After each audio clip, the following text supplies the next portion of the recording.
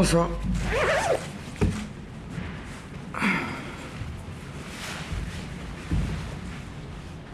Bonsoir Pascal, qu'est-ce que tu ressens après cette triste soirée?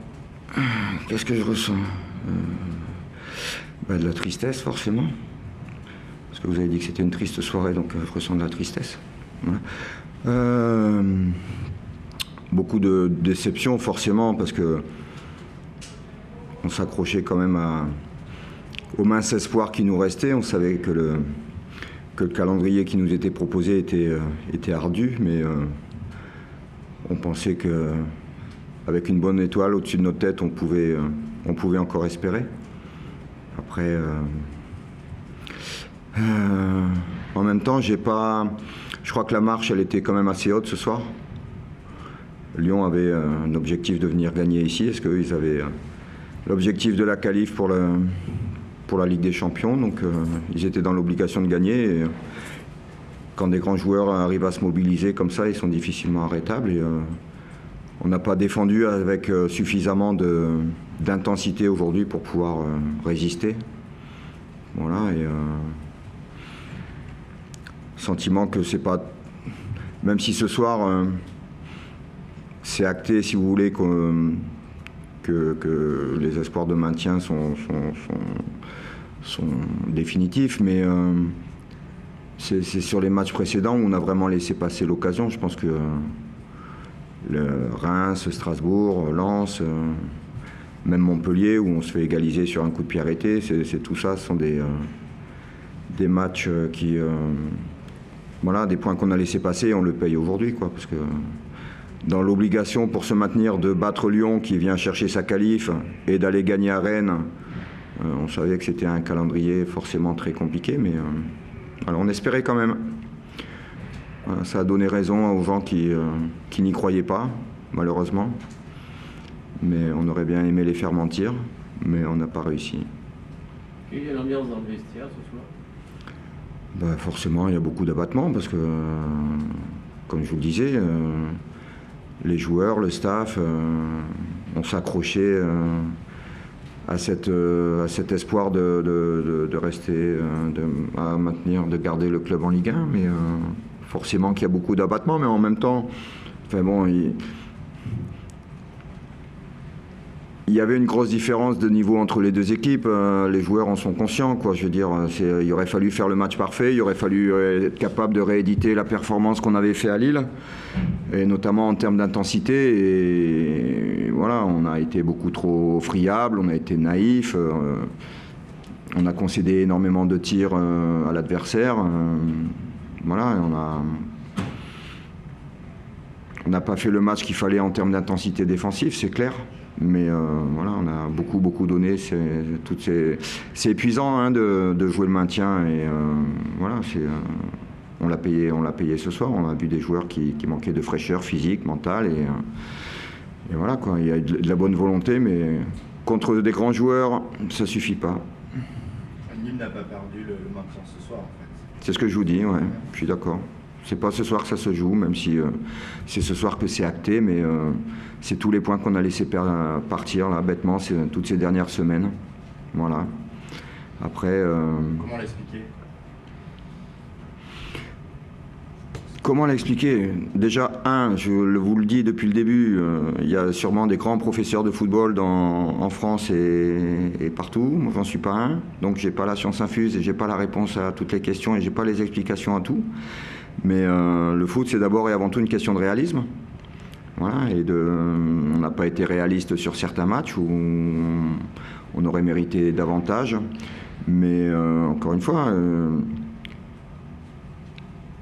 à la fin des matchs allés, je crois que le club avait 12 points. Voilà. Donc on peut... malheureusement, voilà, c'est une réalité. Vous partez de trop loin, selon vous? On est parti de très loin. De trop loin, peut-être pas, parce que je pense que si on avait réussi à prendre les points rien que sur les 3 matchs que je vous ai cités, on serait encore dans la course aujourd'hui. Donc on n'est pas parti de trop loin, mais on est parti de très loin. Ne serait-ce qu'au nombre des points, même au niveau du goal average. Au niveau du goal average, Même il y avait 12 points et il y avait déjà moins 25 ou moins 26. Donc franchement, voilà, c'était, on pensait pouvoir accomplir le miracle. Voilà, on a tout donné, les joueurs ont tout donné. Et aujourd'hui, la marche était trop haute, tout simplement. La marche était trop haute. Voilà. Tu as cru un peu quand Moussa Koné a ouvert le score? Tu as cru? Ouais, j'y ai cru. Même en deux, enfin, c'est quoi à dire, mais jusqu'au 4-1, j'y ai cru, quoi. Parce que j'ai envie d'y croire, parce que je sais que dans le foot, il peut se passer plein de choses. Après, je suis pas non plus, je suis pas le grand bonnet de service non plus. Je savais qu'il fallait faire un exploit et que toutes les planètes soient alignées. C'était pas le cas ce soir. Il nous manquait trop de choses ce soir, et notamment, voilà,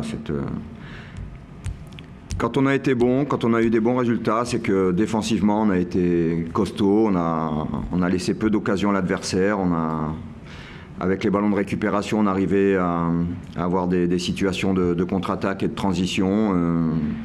Et ça, depuis quelques semaines, on l'a perdu, c'est tout. Voilà. Quels ont été vos premiers mots de suite à la vestiaire, aux joueurs? Quels ont été vos premiers mots? Déjà, le premier mot, c'est que ce que je vous ai dit, quoi, c'est pas ce soir qu'on perd le maintien en Ligue 1. C'est pas ce soir, c'est les semaines d'avant. C'est les semaines d'avant. Là, ce soir, encore une fois, ils sont tombés sur. Enfin, faut se rendre compte, quoi. C'est des top joueurs et voilà. On a joué une équipe qui nous était supérieure ce soir, clairement. Donc il aurait fallu, pour lutter avec cette équipe-là, il aurait fallu faire un match énorme. Et on n'avait pas les capacités ce soir de faire les matchs énormes parce qu'on n'avait pas de ressources physiques, mentales. Mais voilà, il nous a manqué ça. Et je leur ai dit que c'était compliqué parce que jouer en Ligue 1, c'est pas donné à tout le monde. Et voilà, je veux surtout qu'ils aient conscience que c'est pas évident de pouvoir y revenir un jour. Voilà. Et que monter de Ligue 2 en Ligue 1, ben, c'est un long chemin, ça demande beaucoup d'énergie, ça demande beaucoup de travail. Et je veux surtout qu'ils en aient conscience, quoi, que peut-être que dans le groupe, il y en a qui ne rejoueront jamais en Ligue 1. Voilà. Mais c'est comme ça. Est-ce que des joueurs ont pris la parole après vous? Est-ce que des joueurs ont pris la parole? Non, personne n'a parlé. Peut-être que j'avais dit l'essentiel. La semaine, il y a eu les supporters qui ont été encore une fois irréprochables. Quel message tu veux leur transmettre cette fin de saison? Ils ont suivi jusqu'au bout, ils ont été là, même dans les moments les plus compliqués. Ouais, c'est vrai que. Enfin, moi, je suis arrivé, je me rappelle, après le match de Strasbourg, où on avait pris 5-0, j'étais arrivé la veille. Et après, 3 jours après, on recevait Lille. Et il y avait eu l'accueil des supporters qui avait été assez chaud. Et je m'étais dit, waouh, c'est chaud Nîmes quand même. Et puis en fait, je me suis rendu compte qu'ils étaient là parce qu'ils étaient déçus. Et c'était de l'amour déçu qu'ils exprimaient de cette façon-là. Et j'ai compris l'attachement que les supporters pouvaient avoir dans leur équipe et dans leur club. Et voilà, ça les consolera pas forcément, mais forcément que j'ai une belle pensée pour eux. En plus, sincèrement, l'accueil ce soir était super parce qu'il y avait même enfin, moi j'aime ça, quoi. Il y avait des papas avec leurs gosses qui sont venus encourager les joueurs. Enfin, c'était familial, c'était bon enfant, c'était positif et c'était de l'amour, quoi. Et voilà, et je suis très déçu pour eux qu'on n'ait pas réussi à accomplir la mission du maintien, mais encore une fois, on est parti de loin, on a essayé, on a tout donné, on n'a pas réussi, voilà, c'est comme ça. Dans la Bonsoir.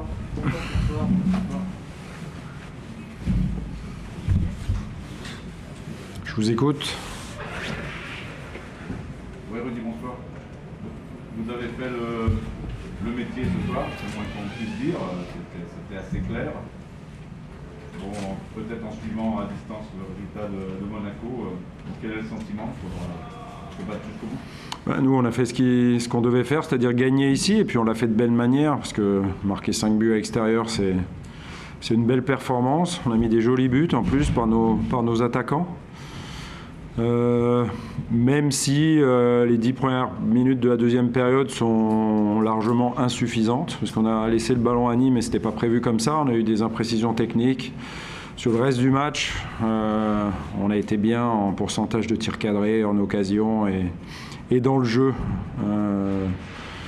Donc voilà, les autres résultats, ils ne dépendent pas de nous, donc on prend acte pour ce soir.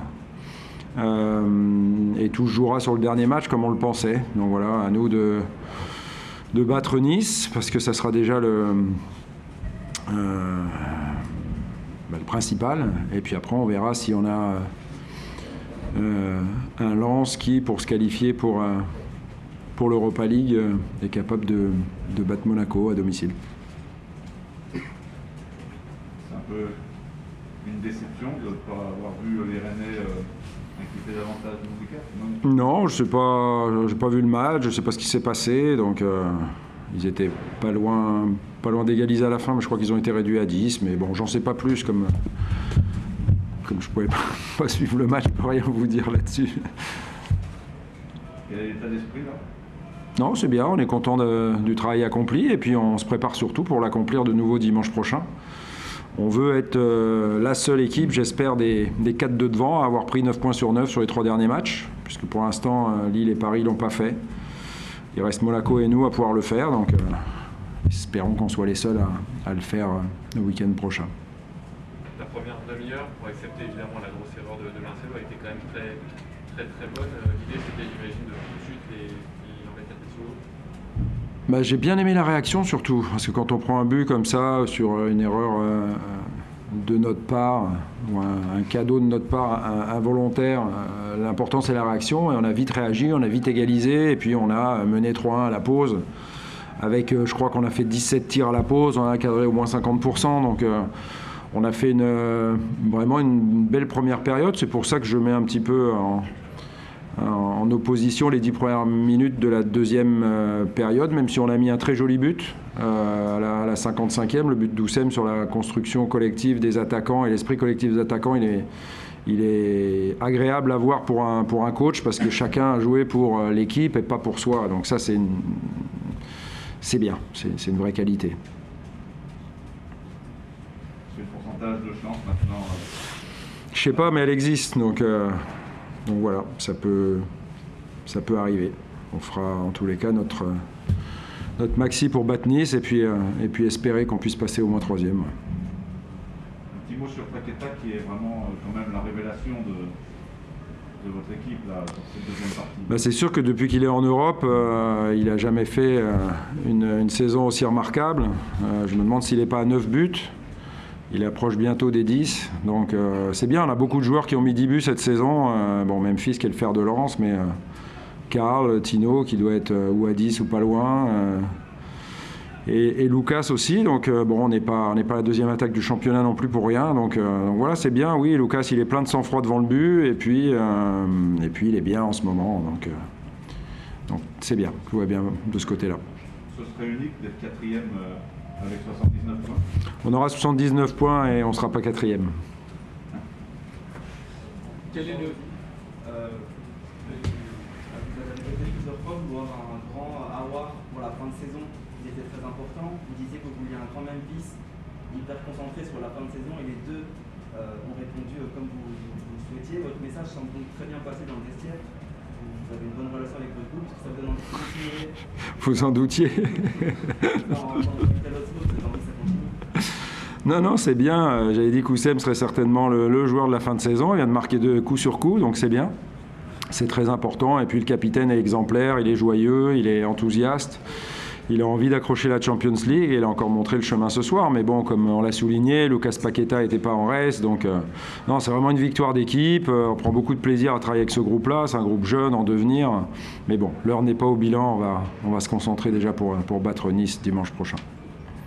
Quel est le programme là pour la dernière semaine? C'est un peu particulier? Non, un programme normal. On va bien se préparer, bien travailler. Je pense qu'il faut de la fraîcheur mentale, on l'aura. Il faut de la fraîcheur physique. Donc, on travaillera fort sur les 2 jours où on peut travailler fort, mercredi, jeudi. Et après, on lèvera le pied.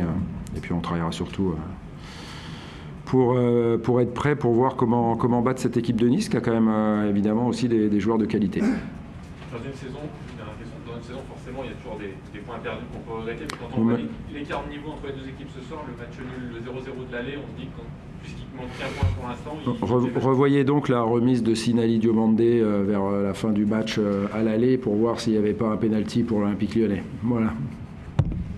Parce que moi, je les oublie pas, aucun de ceux-là. Mais on fera un bilan plus tard. C'est pas l'heure. Merci.